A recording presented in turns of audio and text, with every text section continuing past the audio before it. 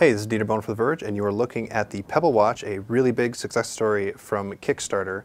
We found out that it is ready to ship. It's going to begin shipping to the people who backed the project, all 85,000 of them, on January 23rd, although it's going to go through batches. It takes them a while to get through mass production. They do about 15,000 a week. And if you're not familiar with it, it's actually pretty cool. It is an e-ink watch, and it's a smartwatch that hooks up to your iPhone or your Android phone. And as you can see, it's actually relatively small. It just has a few buttons. You've got an up, down, and a select button, and then over on this side you have a back button and a little charger port there, and that's actually a magnetic charger, kind of like a Palm Veer. If you remember that, it just clicks on there and begins charging it. And it's an e-ink screen, so it's reflective, but it does also have a backlight, so you can light it up so you can make sure that you see it. And the interface is actually really, really simple. You just go back, and then you can go up and down to select your apps. And amongst those apps are just a bunch of different watch face options. So there's a text watch face option, or fuzzy time, a bunch of different watch faces. And they've got an SDK out for developers that they're working on so that developers can create their own watch faces. So for example, here's a binary clock. If you're into binary clocks, I can't read this.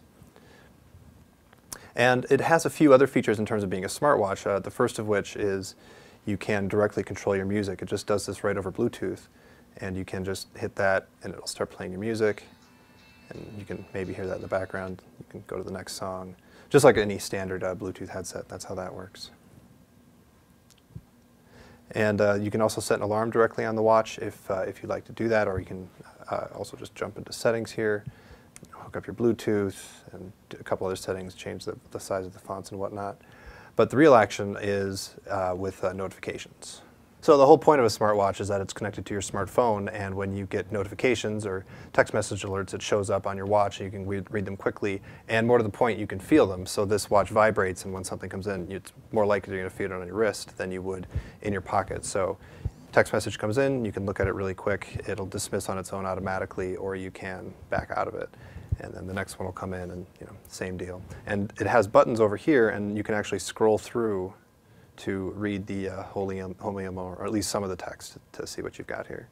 And then you can scroll back. And actually, speaking of that, the interface is actually pretty neat.